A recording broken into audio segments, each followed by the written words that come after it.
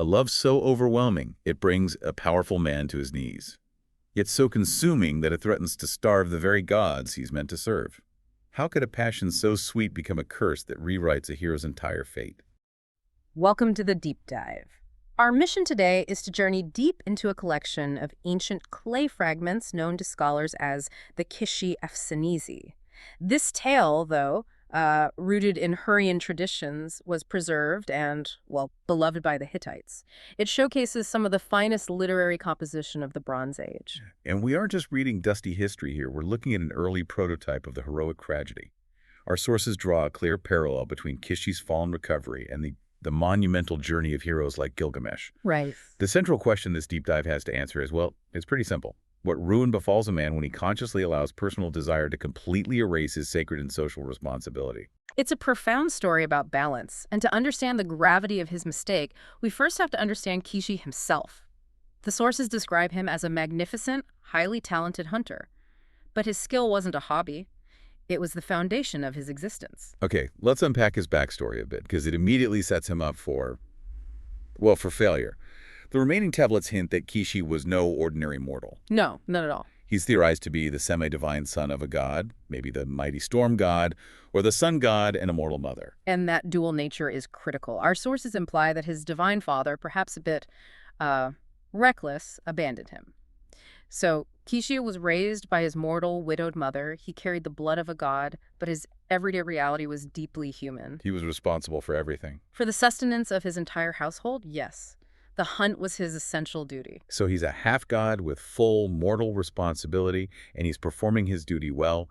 They're surviving, maybe even thriving, until he meets Shintalimeni. The entrance of Shintalimeni is where the tragedy begins. She's the sister of his neighbor Uditi, and she is described as having this undeniable, captivating beauty.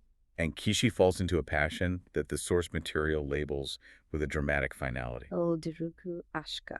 Fatal love. Fatal love. I mean, it wasn't just intense, it was inherently destructive to his core purpose. And here's where it starts to erode his entire life structure. He becomes utterly obsessed, desperate to remain at her side night and day. He marries her. And this marriage involves a specific social change that just amplifies the neglect. The sources suggest he may have become an iskuvē, a husband who moves into his wife's home. No. In this traditionally patriarchal society, that move could subtly shift his standing and, reinforce his severance from his original duties, especially his duty to his mother and their shared hearth. So it's not just a change of address.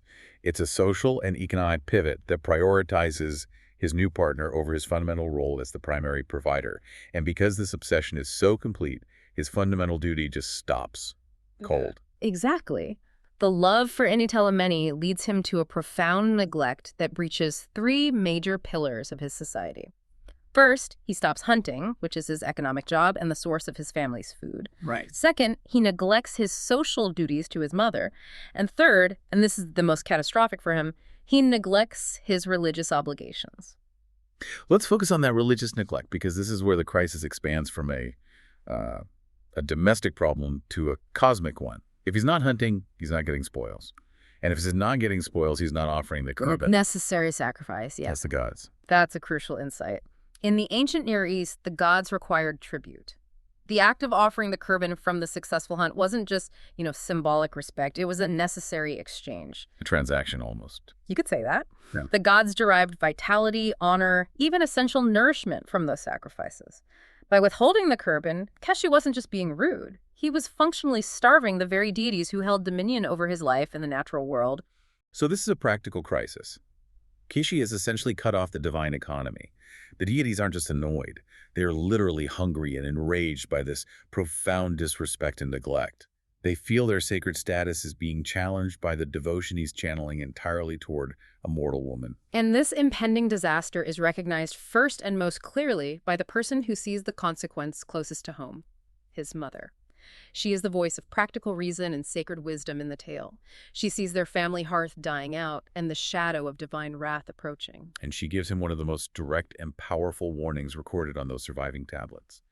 She confronts him not with a threat, but with undeniable fact. She goes to him while he is still lost in his fatal passion and pleads, "Son, you are not going to the mountain. You are not giving korban to the gods. You are only sleeping in the embrace of your wife Shintalimeni. The gods will be angry with you." That quote perfectly encapsulates the entire tension of the myth, doesn't it? The fatal balance between passion, duty, and consequence. It's a direct plea that links the immediate practical issue, no food, to the ultimate cosmic danger. The divine anger. Yes. And under the dual pressure of his mother's desperation and the very real threat of starvation, because even Shintalimeni can't eat love, Keşşi reluctantly rises from their bed. He decides to try hunting again. Reluctance is the key word there. He drags himself up. And his wife, she senses this impending loss of his company, clinging to him, weeping, trying to hold him back. Reinforcing the cycle of that fatal love. But he breaks free, grabs his spear, gathers his dogs, and heads to the mountain. But, and this is the turning point, his attempt at repentance falters. His obedience is too late and, well, too lukewarm. The depth of the divine anger has already manifested as a concrete, targeted curse. Yes, and if we connect this back to the Gilgamesh comparison, this is his first major trial, and it's a mental and existential one. The gods don't strike him down with lightning. They attack the very core of his identity. They don't just make the hunting hard. They make it impossible. They hide the world from him. The texts describe a specific mechanism for this divine mockery.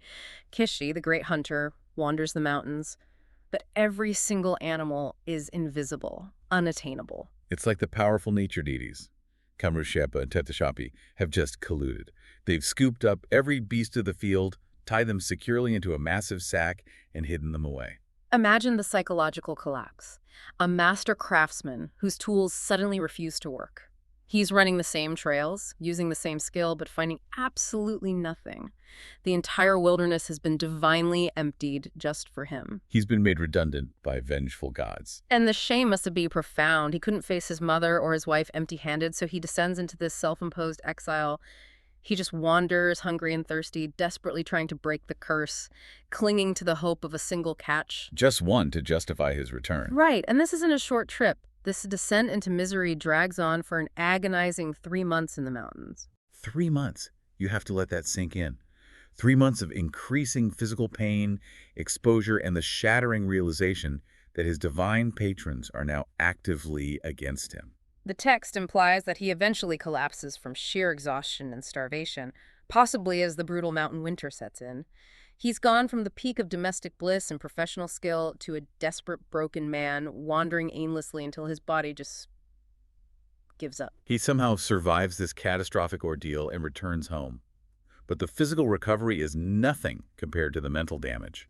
He is irrevocably broken, plagued by persistent, horrifying nightmares. And these aren't just bad dreams. The sources describe them as bad impression dreams, vivid psychological scars from the trauma and the divine confrontation. These nightmares are where the myth pivots from a social warning to an epic cosmological journey. They're so potent that they function as visions of the underworld and the divine reality he neglected. He tries to recount them to his mother, who then has to interpret these complex warnings. And the content is terrifying. He sees massive, crushing rocks rolling toward him. He describes chasing a powerful predator, the lion, only for that creature to suddenly morph into enormous, venomous snakes. A complete reversal of power and fear. Completely. And most bizarrely, he speaks of these terrifying encounters with strange stone monsters or beings called the Uditi, figures that seem to guard the thresholds between worlds. He describes passing through a cryptic, horrifying gateway, gaining glimpses of chaotic scenes of the sky or the chthonic underworld. Which raises a critical question for us. Why are the gods inflicting these visions on him after the physical punishment? Why the terrifying mythology? Because, just as we mentioned earlier, these visions are his monumental trial. Our sources point out that this sequence has a striking structural resemblance to the terrifying dreams Gilgamesh experiences in the cedar forest before his confrontation with Humbaba. So Keşşi's visions mean his mistake wasn't just a domestic failure. It was a profound act of hubris that required him to face the terror of the cosmic order. Exactly. So if Gilgamesh had to face physical monsters and the terror of death, Keşşi had to face the terror of divine abandonment and the raw, dangerous chaos of the cosmos. He almost starved. The dreams are the final, terrifying lesson. precisely. They're the divine therapy, forcing him to understand the scale of his neglect. And the mother attempts to interpret these complex mythological symbols, guiding him through this final stage of his trial. It's genuinely tragic that the final tablets of the Keşşi Efsanisi are fragmented and lost. We don't have the explicit scene of his reconciliation. But based on the narrative structure of tragedy and recovery, the conclusion is, well, It's strongly implied. The terror and suffering must have finally forced the lesson home. Keşşi realized his profound, life-altering mistake. He would have had to make massive amends, reconciling with the angry gods, dedicating himself once again to his essential duty. Hunting and worship. Hunting and worship, yes, and re-establishing a healthy balance with Shintalimeni. So his excessive destructive passion, the Uditi was, as the sources suggest, filed down by divine trauma. He recovered, finding a new maturity and purpose, eventually becoming a renowned man, perhaps even a king in a land not clearly specified in the surviving texts. And the lasting message preserved for the Hittite population is exceptionally clear. This legend serves as a profound warning.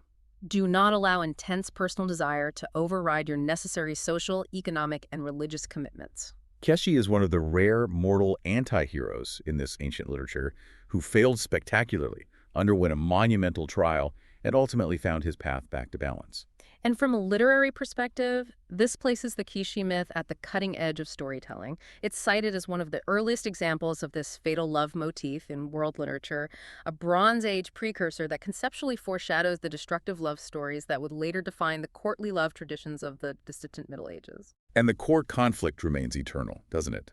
The tension between absolute, all-consuming personal desire and the structural requirements of duty, community, and the hungry gods above. The depth of Keşşi's love created an imbalance so severe it threatened the existence of the deities themselves. And that profound imbalance leads us to the final provocative thought our sources suggest for you to consider long after this deep dive is over. Was Keşşi's prolonged suffering merely the necessary consequence of neglecting his duty and letting his family starve? Or were the powerful gods secretly, deeply envious of the absolute, overwhelming devotion he offered entirely to his mortal wife, Shintalimeni? In ancient mythology, the gods often punish humans not just for malice, but for achieving a happiness or fulfillment that excludes or rivals the divine. An eternal question to ponder.